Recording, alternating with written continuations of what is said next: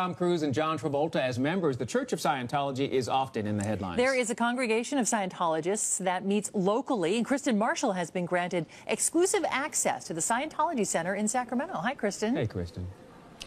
Yeah, so once you walk through the doors here off of J Street right around 6, some folks might be driving by and you see this building and, you know, there is that, what goes on inside of there? So as you come through the doors, we've been granted exclusive access. Cameras have been in this reception area before. However, they have not been upstairs. We are going to take you upstairs. Make sure you stay tuned to the next hour. However, Aaron, first, when folks come through the door and they're interested or maybe intrigued, there is that kind of, what is Scientology? What happens when they walk through the door and ask that question? Well, you're absolutely right. The answer is actually right here, right off of reception in the Public Information Center, and that's the whole purpose. Is this place has 500 informational films answering that question. Okay, so that you kind of take us around here. This is what we believe. This is what we feel. This is how we feel about this situation. Books are available. There's somebody to talk to.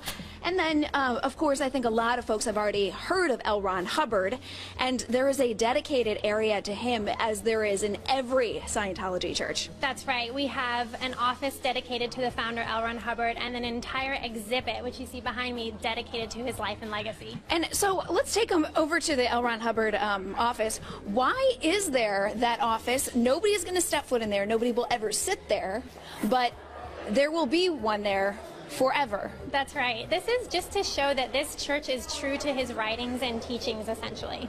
Okay, and why do we need all this stuff? If it's kind of staged and we know nobody's ever going to be in there, why do we need it? It's a symbol of respect, and it shows that he is and was our founder, and then basically that this church follows his ideals and is the embodiment of his ideals, really. Okay, so, and there's something kind of interesting too. You don't have to be a Scientology member to actually come and take some of the courses that are offered here. There is a chapel upstairs. There's going to be some other, we're not going to give it all away, but some other rooms that you might be interested in if you are having maybe problems with family or drug abuse. They say they might have some courses that could help you, and you could take those courses without being a Scientologist. However, if you do want to be a Scientologist, you can sign up for a membership and then move things along that way. Now, we have some buzz in the lobby out here because why?